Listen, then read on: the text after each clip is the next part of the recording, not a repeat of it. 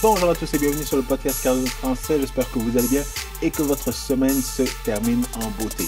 Alors, quelle semaine encore une fois ça a été avec un Bitcoin qui a dépassé les 90 000 dollars. On a eu une petite correction, mais on est reparti encore une fois à la hausse.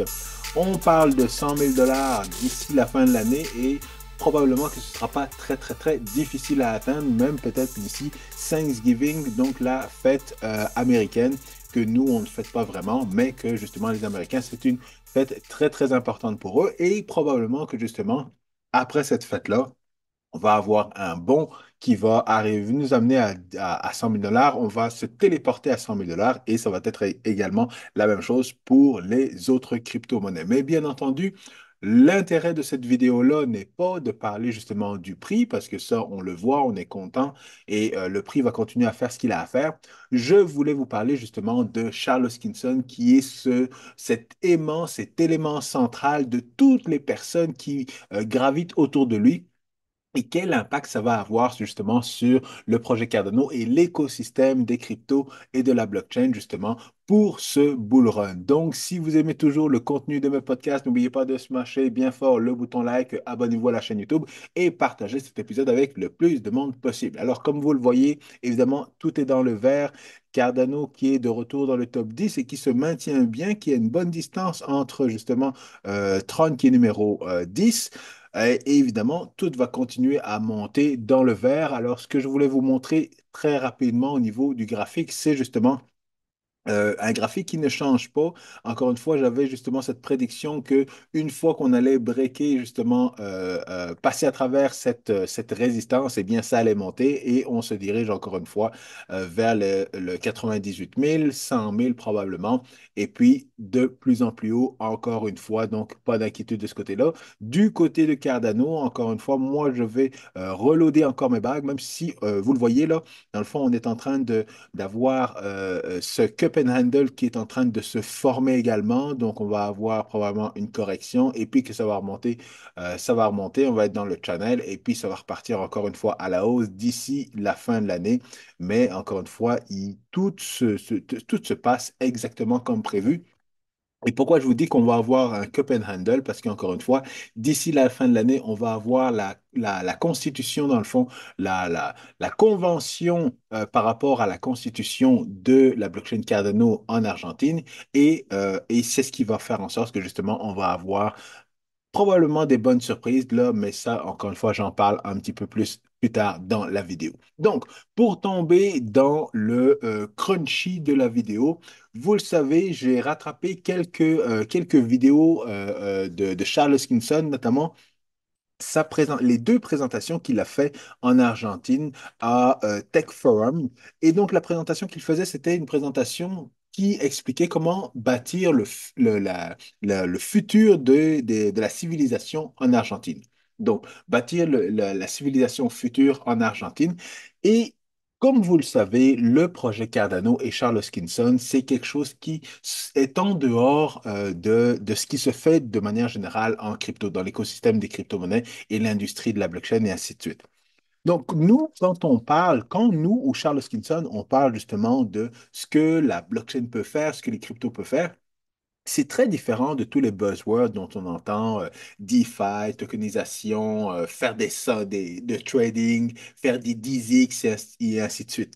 Nous, quand on parle justement de blockchain et tout ça, c'est pour c'est avoir que cette technologie soit utilisée justement au niveau de l'identité numérique, au niveau du système de vote, au niveau de la santé et bien d'autres choses.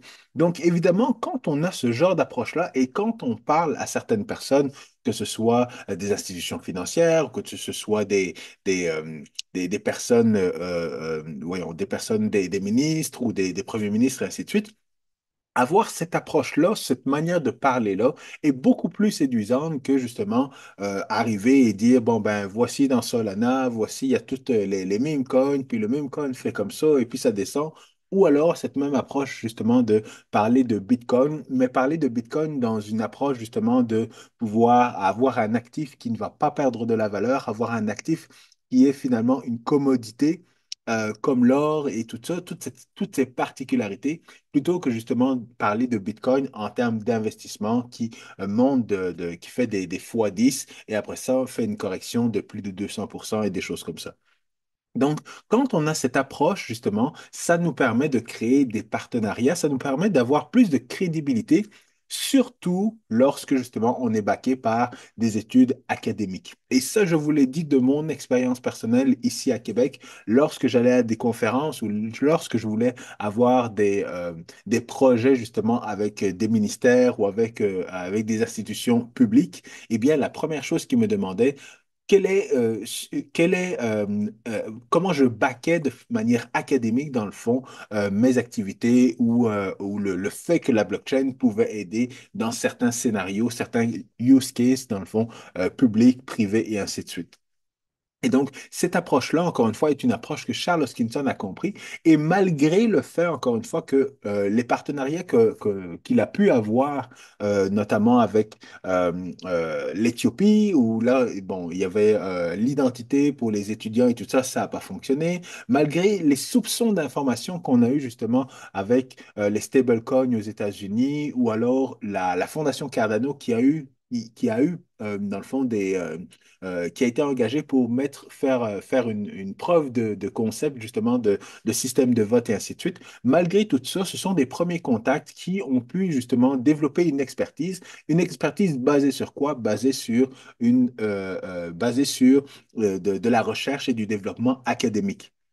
Sans ça, encore une fois, sans ces fondations-là, eh bien, ça aurait été difficile, selon moi, et comme on le voit également, pas juste selon moi et pas juste selon ce qui est dit, mais quand on regarde à travers, justement, CoinMarketCap, on ne voit aucune autre blockchain, ou je n'entends aucune autre blockchain qui arrive avec ce genre de use case-là. Donc, des use cases pratico-pratiques pour le médical, pour le système de vote, pour l'identité et ainsi de suite. On ne voit pas ces autres use cases-là au niveau des autres blockchains, mais on le voit au niveau de Cardano. C'est ce qui fait en sorte que, justement, lorsqu'on comprend que la business qui permet d'être... lorsqu'on voit que, dans le fond, la technologie blockchain attaque un use case bien précis et que ce use case-là est un use case de confiance, eh bien, on voit que la business de la confiance est une business qui est présente à tous les niveaux. Donc, lorsqu'on va justement à l'hôpital, eh bien, on fait confiance au médecin pour que le médecin nous fasse une opération. Lorsque vous déposez votre argent à la banque, eh bien, vous faites confiance à la banque pour vous assurer que votre argent sera toujours là quand vous en aurez besoin. Lorsque vous votez pour le Premier ministre ou pour peu importe qui, pour le président, vous faites confiance justement à l'institution publique pour vous dire que bon, ils vont bien compter mon vote et ainsi de suite. Donc, c'est tout ça, dans le fond, que lorsqu'on comprend le pouvoir de la blockchain et l'opportunité de la technologie blockchain, eh bien, et qu'on l'explique de cette manière-là aux politiciens, à certaines institutions, à certains CEO et ainsi de suite, eh bien, on comprend justement l'opportunité qu'il y a d'utiliser cette blockchain-là. Et comme on le sait également, avoir justement des users qui vont faire du trading avec une crypto-monnaie ou avec une blockchain et ainsi de suite, eh bien, ce sont pas des utilisateurs qui vont perdurer dans le temps. Mais avoir justement un partenariat avec une municipalité ou avoir un partenariat avec un pays ou avec un gouvernement, eh bien, c'est quelque chose qui va perdurer dans le temps. Ce sont des use cases et ce sont des transactions qui vont être là à vitam aeternam. Et d'un coup, on passe de zéro à 100 000 utilisateurs sur la blockchain, tandis qu'il y a d'avoir des fluctuations dépendamment du cycle de Bitcoin, de la blockchain, et d'avoir des transactions qui vont aller haut dans le bull run et qui vont descendre très très bas dans le bear market. Donc, sachant tout ça, justement, c'est ça que Charles Hoskinson a beaucoup, beaucoup, beaucoup parlé lors de sa présentation lorsqu'il était justement à Tech Forum en Argentine. Et c'est la raison pour laquelle, dans le fond, il aurait aimé que la Fondation Cardano planifie le summit justement en Argentine. Pourquoi? Parce que ça aurait amené justement plus de visibilité à la communauté de Cardano et plus de connexion également avec le Premier ministre Javier Milei. Donc, sachant que justement la constitution, la convention pour la constitution de Cardano va se faire justement au mois de décembre, eh bien, ça aurait mieux amener justement beaucoup d'opportunités. Mais comme je l'ai dit la dernière fois, c'est pas plus grave que ça parce que Charles Hoskinson, de son côté, IOHK également et d'autres membres de la communauté ont fait en sorte justement de créer un gros réseau autour de Charles Hoskinson et de IOHK et on en a parlé un petit peu. Et notamment, justement, je commence avec la Fondation Cardano. La Fondation Cardano, je vous l'ai dit depuis plusieurs semaines, ils ont justement une très, très belle organisation et ils ont des gens qui sont vraiment de très, très bons développeurs, de très, très bonnes des très belles personnalités et qui pourraient justement lancer plusieurs produits au niveau de la blockchain. Comme on le sait ils ont pas un partenariat, mais ils ont fait cette preuve de concept-là avec le système de vote dans certains États des États-Unis. Donc, ils ont ces connaissances-là. Et ils ont développé des preuves de concept, notamment avec le wallet d'identité qui permet justement de garder son identité, de pouvoir voter et ainsi de suite. Ils en ont fait la preuve au summit. Et ils ont également justement échangé avec la NASA pour pouvoir les éduquer au niveau de la blockchain. Et encore une fois, comme je le dis là, ça fait plusieurs années qu'ils sortent des produits qui sont des produits de très très bonne qualité, qui pourraient être quasiment des produits commerciaux. Et la preuve, encore une fois, c'est que ils ont sorti leur rapport financier de l'année 2023. Alors 2023, sachant qu'on est en fin 2024, je comprends que le timing soit quand même assez bon.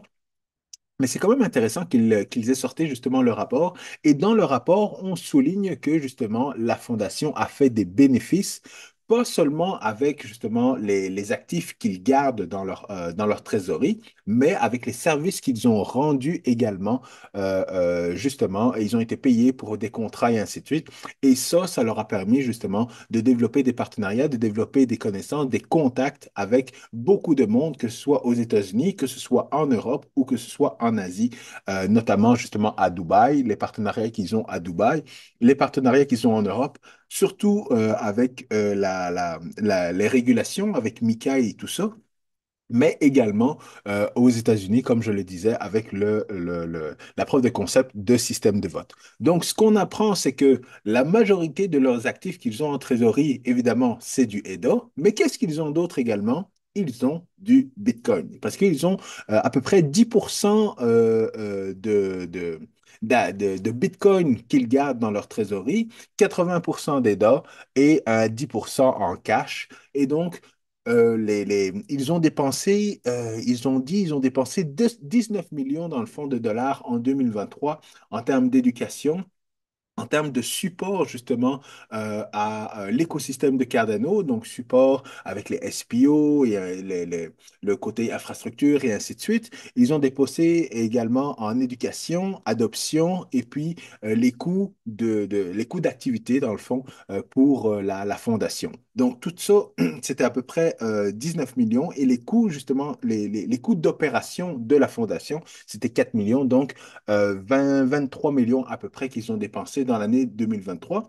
Mais les revenus pour cette même année-là étaient presque de 36 millions. Donc presque 40 millions de dollars qu'ils ont fait de profit dans cette année-là avec tous les services qu'ils ont facturés justement pour tous leurs projets. Donc la fondation travaille très fort et comme je vous le disais là, je le savais déjà, les produits, les preuves de concept qu'ils ont présentés au Summit, les partenariats ou le développement qu'ils ont fait justement avec l'équipe de la police à Dubaï et ainsi de suite, l'équipe, le suivi également des vins en Géorgie, le système de vote et tout ça, là, tout ça, c'était quand même des produits très, très intéressants et très, très bien faits. C'est pour ça que je disais que il devrait y avoir des personnes qui quittent la fondation et qui partent justement leur propre venture parce que ça serait vraiment quelque chose de vraiment cool. Et là, ils pourraient vendre justement leurs produits, faire des transactions et ainsi de suite sur la blockchain Cardano. Ça, ce serait vraiment intéressant. Mais évidemment, la fondation Cardano est une fondation qui ne veut pas, qui n'est pas censée faire de profit en tant que c'est non-profit. Là. Donc, c'est pas leur but, mais évidemment, ils peuvent avoir des revenus comme toute autre entité. Et encore une fois, c'est très, très bien qu'ils ouvrent leurs finances et qu'on puisse les valider. Évidemment, c'est pas quelque chose que Emergo ou que IOHK va faire parce que ce sont des compagnies privées. Mais c'est super de voir encore une fois que là, ils ont fait des bénéfices en 2024. En 2023, ils vont probablement faire des bénéfices en 2025, en 2024. Et là, ils vont encore vraiment déployer leurs finances en 2025 pour justement profiter du bull run et pour faire profiter justement, faire croître le projet Cardano et l'adoption, l'éducation et ainsi de suite. Donc, vous le voyez, un gros travail qui est fait. Et encore une fois, ce travail-là est vraiment fait dans la même philosophie, encore une fois, que ce que a présenté Charles Hoskinson dans sa présentation, là. Pas sur du pump and dump, pas sur du NFT et tout ça, mais de développer encore une fois des projets qui vont, sur le long terme, donner des retours 100 fois plus gros que si on faisait des meme coins ou si on faisait justement du DeFi et ainsi de suite. Donc, ça, c'est la première chose. Deuxième chose, encore une fois, au niveau de Charles Hoskinson, quand il travaille avec, le premier politicien avec lequel il a travaillé et qu'il a rencontré, c'est évidemment Robert F. Kennedy. Robert F. Kennedy, il me semble, c'est ça. Bref. Et donc, la rencontre qu'il a faite, justement, c'était un premier pas, justement, vers cet écosystème dans lequel que Charles Hoskinson est en train de développer. Robert F. Kennedy, ils ont commencé à parler de la santé. Charles Hoskinson connaît très très bien le domaine de la santé parce qu'il a une clinique à son nom. Son oncle, son frère, son père, son grand-père étaient médecins. Donc c'est un domaine qu'il connaît très bien. Et évidemment, Monsieur Kennedy, lui, travaille beaucoup justement et veut savoir dans cette business de la confiance, qu'est-ce que la blockchain peut être fait pour rétablir la confiance entre le gouvernement, les consommateurs, les citoyens, les entreprises et ainsi de suite. Donc, évidemment, c'était une rencontre qui était très importante et très bien placée justement pour Charles Hoskinson. Pourquoi? Parce que Robert F. Kennedy est en contact avec qui? Il est en contact avec notre ami Elon. Pourquoi? Parce que justement, on sait que Elon Musk va être dans le gouvernement de M. Trump pour rétablir justement le côté public et ainsi de suite, mais c'est pas ça qui nous intéresse. Ce qui nous intéresse, c'est que Charles Hoskinson a été visiter SpaceX en Californie. Et évidemment, SpaceX en Californie, eh bien, c'est l'équipe de Elon Musk. Donc, il pourrait y avoir quelque chose entre Cardano et SpaceX, mais pas spécifiquement Cardano et SpaceX, parce qu'on sait que Charles Hoskinson travaille également en partenariat avec World Mobile. Et si vous ne le saviez pas encore, World Mobile était déjà en conversation avec Starlink et notamment parce que Starlink qui est encore une fois une compagnie de Elon Musk. Donc Starlink, qui était déjà en contact avec World Mobile. Et lorsqu'on écoute cette conversation-là, et je pense qu'il devrait y avoir une autre vidéo qui serait beaucoup plus complète par rapport à la formation qu'on a eue, mais il semble que Starlink, dans le fond, qui a des satellites qui permettent l'accès à l'Internet, veulent utiliser ou veulent être en partenariat avec World Mobile parce que ce que World Mobile est capable de faire avec 3 nodes, eh bien, Starlink doit le faire avec 12 ou un petit peu plus et ainsi de suite. Donc, ce serait un partenariat qui serait très intéressant. Et évidemment, World Mobile, qui est un projet de Cardano et dont Charles Hoskinson, me semble, est en contact très, très proche avec World Mobile, sachant ça, eh bien, finalement, c'est un nouveau développement qui se fait. Mais encore une fois, on sait que SpaceX et Starlink n'ont pas de lien l'un avec l'autre, mais le lien, évidemment, c'est notre ami Elon Musk. Et encore une fois, donc, sachant que Elon Musk est en contact avec Monsieur Kennedy, Monsieur Kennedy est en contact avec Charles Hoskinson, Charles Hoskinson est en contact avec Elon Musk, et la cerise sur le gâteau, c'est que, évidemment, pendant que Charles Hoskinson était en Argentine, eh bien, qui est-ce qu'il a rencontré? Bien évidemment, il a rencontré le président Javier Milei, le président argentin. Le président argentin, encore une fois, qui était justement à cette conférence à laquelle a assisté Charles Hoskinson, et donc qui a entendu justement le discours de Charles Hoskinson par rapport à la technologie blockchain. Et évidemment, Javier Milei, c'est quelqu'un qui veut changer les choses en Argentine, et quoi de mieux que de changer les choses avec la technologie blockchain et avec la blockchain Cardano. Pas juste la blockchain Cardano, il pourrait y avoir des partenariats avec d'autres blockchains. On entend des partenariats avec XRP. J'ai vu aussi avec Hedera Hashgraph. Donc, des potentiels partenariats justement entre différentes blockchains, la blockchain Cardano, mais surtout justement Charles Hoskinson qui se rapproche de différentes personnalités qui ont le même objectif finalement. Parce qu'on sait que Javier Milei a rencontré déjà Elon Musk. Elon Musk est en discussion avec Monsieur Kennedy. Charles Hoskinson était en contact avec Robert Kennedy, avec Javier Milei, avec Elon Musk via les différentes compagnies.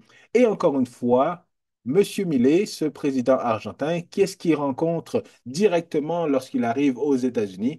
Eh bien, il rencontre le président, le bientôt président Trump qui est pro-crypto, président Trump qui travaille avec Elon Musk et qui travaille également avec Monsieur Kennedy. Et comme ça, la boucle est bouclée. Donc, comment on ne peut pas être bullish par rapport à tout ça. Et quand je dis bullish, je ne dis pas nécessairement bullish par rapport au prix des dents. C'est sûr que je le suis bullish par rapport au prix des dents. Mais je suis surtout bullish par rapport à tout ce qui va être fait par rapport à la blockchain, sur la blockchain Cardano, toutes les use cases qui ont le potentiel d'être réalisés sur la blockchain Cardano. Et quand je dis tous les use cases qui ont le potentiel d'être développés sur la blockchain Cardano, je ne parle pas de DeFi, je ne parle pas d'NFT, je ne parle pas de RWA ou je sais pas trop. Je parle de use cases que des millions d'utilisateurs vont utiliser. Un système de vote, un système d'identité, un système financier, je parle de tout ce qui est au niveau euh, de, de, voyons, de la santé. Alors, tout ça, là, ce sont des use cases dont on parle depuis longtemps que la blockchain peut réaliser et peut supporter dans le fond.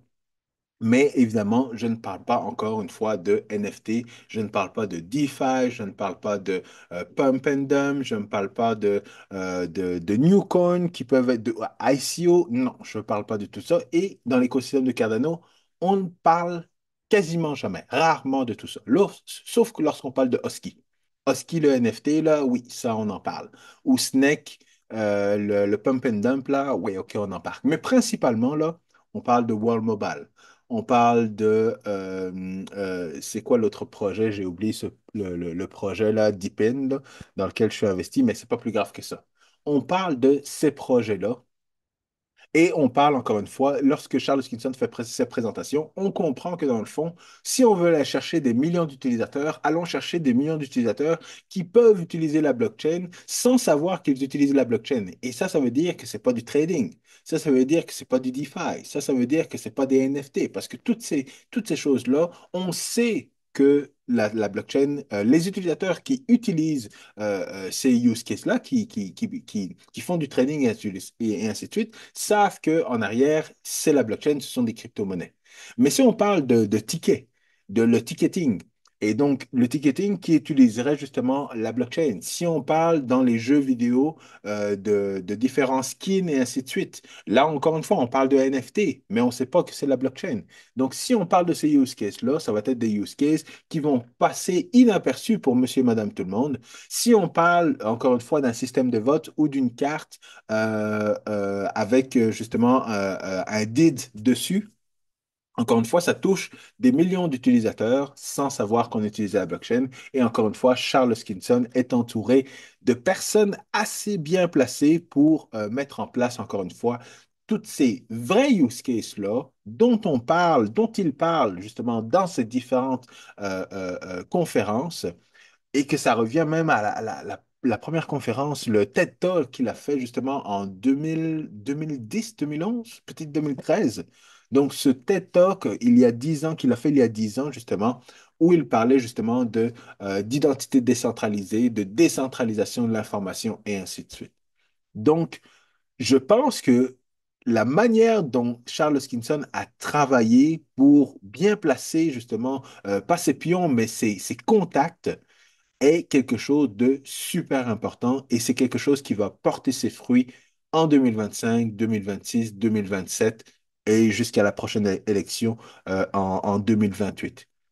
C'est sûr et certain que c'est quelque chose qui va porter ses fruits et que ça va changer justement l'écosystème et l'industrie de la blockchain. Alors, voilà, je termine là-dessus. J'espère que vous avez apprécié l'émission et j'espère que vous êtes conscient également justement après toutes les années qu'on a passées à investir dans Cardano, à voir le token monter jusqu'à 1 dollar, redescendre à 20 cents, monter à 3 dollars, redescendre à 20 cents, après toutes les attaques qu'on a eues justement de notre écosystème, Cardano, il n'y a rien qui se fait, Cardano, c'est rien, c'est du vaporware, on peut avoir le proof of stake, le meilleur proof of stake, Cardano, c'est rien du tout. On peut avoir des contrats intelligents, Cardano, c'est rien du tout. On peut avoir justement de la performance. Cardano, c'est rien du tout parce qu'il n'y a pas d'application, il n'y a pas d'utilisateur. Après tout ce qu'on a passé, si jamais Charles Hoskinson, IOHK, la communauté de Cardano est en mesure justement de développer ne serait-ce qu'un use case. Mais comment est-ce qu'on ne pourrait pas arriver à développer un seul use case après tout ce que je viens de dire par rapport justement à la Fondation Cardano, par rapport à IOHK, par rapport à toutes ces différentes pièces du puzzle qui sont en train de se mettre en place et qui montrent finalement justement les différents contacts entre la Fondation, entre IOHK, entre le gouvernement argentin, le gouvernement américain, entre des grosses compagnies, Tesla, Starlink, Twitter. Donc, si ça ne porte pas ses fruits en 2025, personnellement, je ne sais pas ce qui pourrait porter ses fruits dans cette industrie-là. Mais ce que je sais, c'est que Cardano est bien placé. Donc, attendons de voir concrètement qu'est-ce qui va arriver, comment ce qui va arriver dans le vrai monde va se refléter au niveau du prix des DAI et tout ça. En attendant, on va faire très attention justement pour cette fin d'année qui risque d'être parabolique, mais qui ne serait, mais qui ne sera qu'un avant-goût de ce qui va se passer en 2025. Je vous retrouve la semaine prochaine pour un nouvel épisode. Bonne fin de semaine. Peace.